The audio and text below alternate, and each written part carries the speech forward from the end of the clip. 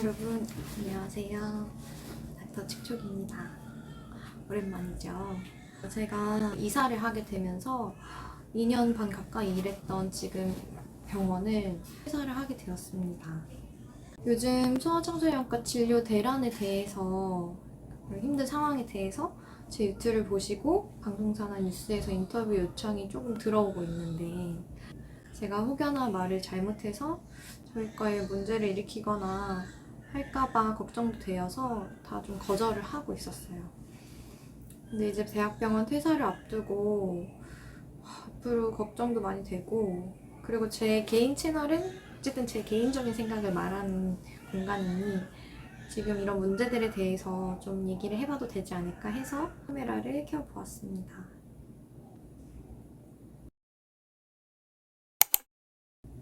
지금 소아청소년과 상황은 이미 의료공개 상황이라고 해도 과언이 아닌 것 같아요.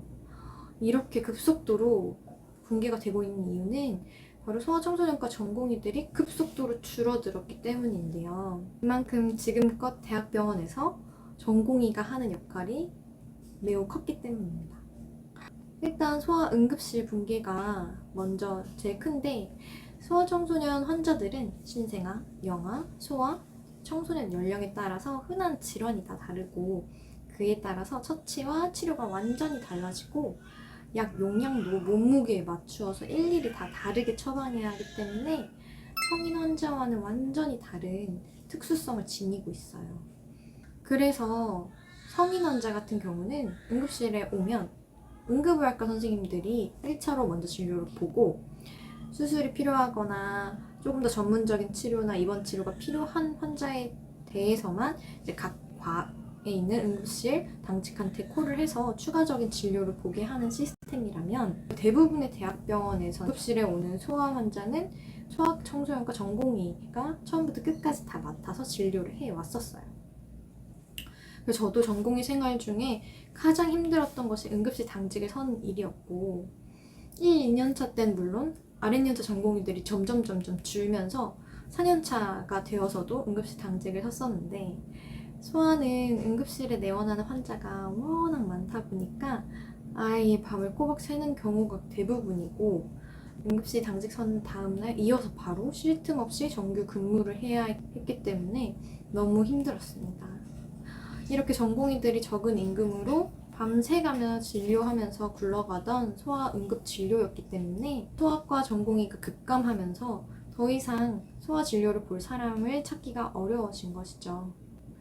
전공의들 대신에 응급실 당직을 서줄 전문의를 고용하려고 해도 힘들게 밤새서 응급 환자를 봐야 하고, 또 중한 환자가 올 가능성이 높은 만큼 의료소송 위험성도 크고, 다른 과에 비해서 페이도 적고, 그러니까 응급실 소아 청소년과 의사가 없어지고 소아 진료를 아예 이제 닫거나, 응급의학과에서 일단 1차 진료를 봐주시고 소아 의사 진료가 꼭 필요한 환자면 아예 입원을 시켜서 저 같은 입원 전담 전문의가 보는 시스템으로 지금 이제 굴러가고 있는 실정입니다.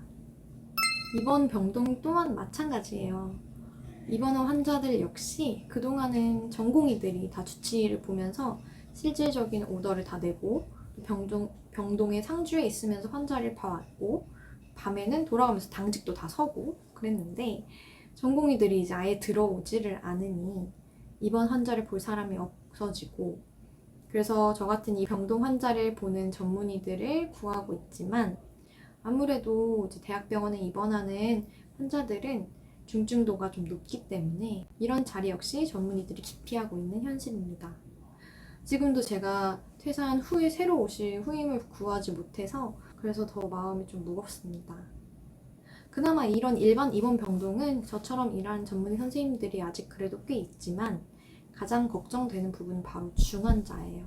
소아 중환자실, 신생아 중환자실, 이야말로 주치의를 보던 전공의가 사라지니 정말 볼 수 있는 의사를 구하기가 하늘의 별 따기가 되어버렸고, 너무나도 인력이 부족하니까 병상을 이제 다 줄이거나 없애고 있는 실정입니다. 이렇기 때문에 소아과 전공의가 갑자기 몇 년 새에 급속도로 사라지면서 대학병원 소아 진료가 마비되어 버린 거예요.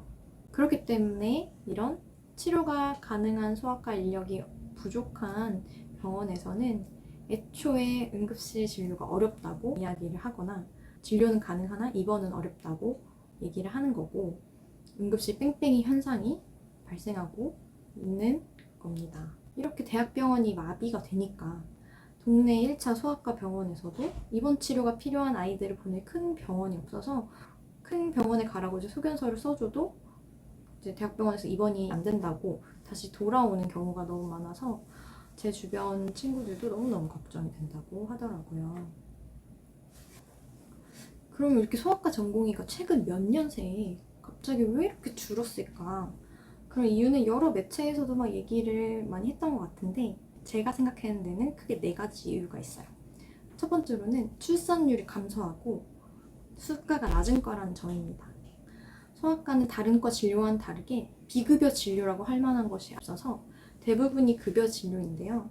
이 급여 진료는 진료한 행위에 대해서 정해진 수가에 맞춰서 돈을 받고 있어요. 소아과는 아이들이 스스로 증상을 말하지 못하는 과 특성상 환자 한 명을 진료하는데 성인에 비해 몇 배로 들고 인력도 많이 드는데 수가는 오히려 더 낮은 편입니다.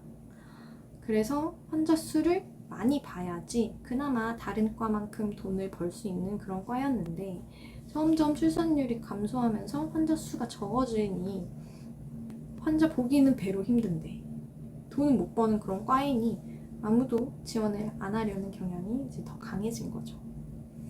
두 번째로는 급성 질환이 많아서 소송 위험성이 굉장히 높다는 점입니다. 소아 환자들은 성인 환자들과는 다르게 급성으로 악화되는 바이러스성 급성 질환이 많아요. 그래서 오전에는 멀쩡하게 놀던 아이가 밤에 갑자기 고열이 나고 숨도 못 쉬고 경련을 하고 의식을 잃는 경우가 많습니다. 적절한 치료를 하더라도 이렇게 예상치 못하게 아이 상태가 나빠지는 경우가 정말 많은데, 이런 경우에 이제 의료소송을 당한 경우가 너무나 많고, 또 몇 년 전에 이대 목동 사건으로 이제 교수님들이 형사 구속까지 되는 일을 겪으면서 더더욱 전공의 지원자는 떨어졌다고 저는 개인적으로 생각합니다. 세 번째로는 코로나가 원인이 또 있다고 생각해요. 코로나19가 갑자기 돌면서 마스크를 끼고 거리 두기를 하면서 소아 환자 대부분을 차지했던 그런 급성 바이러스 질환들이 급격하게 줄면서 소아 환자 수가 확 줄었죠. 600개가 넘는 소아과가 폐업하고 일자리도 사라졌어요. 저도 이제 한창 코로나가 극심했던 2021년에 이제 전문의가 돼서 나왔는데 너무너무 힘들게 전공의 생활을 마치고 전문의를 땄는데 일자리가 없는 거예요. 그래서 정말 너무 속상하고 앞길이 막막하면서 정말 그때는 좀 소아과를 선택한 거를 후회하면서 울었던 기억이 있습니다. 지금 이제 코로나 방역이 좀 풀리면서 환자가 다시 많아지기는 했지만 앞으로 또 이런 강력한 바이러스가 언제 또 돌지 모르잖아요. 그러면 또 이런 상황이 발생할 수 있다는 거죠. 이런 거를 이제 지금 의대생들은 다 보고 느끼면서 소아과를 더 기피하게 된 거예요. 네 번째로는 대응하기 힘든 보호자분들이 다른 과에 비해 많다는 점입니다. 이거는 뭐 설명 더 안 해도 아실 거라고 생각해요.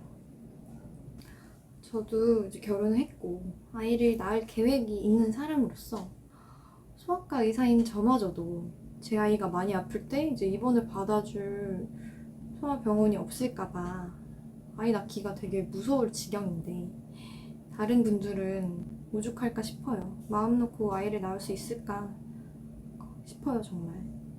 몇몇 분들은 그런 의대 정원을 늘리면 되지 않냐고 주장하시는데, 의대 정원을 늘려봤자 힘들고 의료소송 당하기 쉽고 상대적으로 다른 과에 비해서 돈도 못 버는 이런 소아과를 누가 지원할까요? 다들 편하고 소송 위험성 없고 돈 많이 벌 수 있는 그런 과를 지원하지 않을까요? 그런 과들만 경쟁률이 더 높아질 거라고 저는 생각합니다. 저는 정말 아이들이 예쁘고 그런 아이들을 치료하고 살리는데 보람을 느끼고 싶어서 소아과 의사가 되었지만, 후배들한테 자신있게 소아청소년과를 지원하라고 말할 자신은 없어요. 뇌과가 생명을 다루고 중환을 보는 리스크가 있는 과인 만큼 현실적인 정말 보상이 뒤따라 주어야지 조금이라도 소아청소년과에 관심이 있는 학생들이 용기 있게 지원할 것이라고 생각합니다. 그래서 가장 근본적인 해결책은 수가 개선이라고 생각해요. 일본처럼 아이들을 연령에 따라서 추가적인 인센티브를 주는 시기라도 수가 개선을 해야지 금전적인 부분이라도 다른 과에 비해 메리트가 있어야 저는 그나마 지원자가 조금이라도 늘지 않을까 생각합니다. 10년간 힘들게 공부하고 인턴 레지던트 다 마치고 전문의가 되어 나왔는데 환자 보기도 너무 힘들고 환자 수도 줄고 심지어 돈도 못 버는 과를 여러분이 학생이시라면 지원하실 것 같으신가요? 아이들이 아프지 않고 진료 볼 수 있는 나라가 되어야 그나마 지금의 출산율이라도 유지할 수 있지 않을까요? 부디 현실적으로 정말 도움이 되는 정책이 마련되어서 그나마 남아있는 소아청소년과 선생님들이라도 다른 과로 전향하지 않고 아이들을 진료할 수 있고 나아가 다시 소아청소년과를 지원하는 의사들이 많아지면 좋겠습니다. 이만 또 일을 하러 환자를 보러 가보겠습니다. 안녕.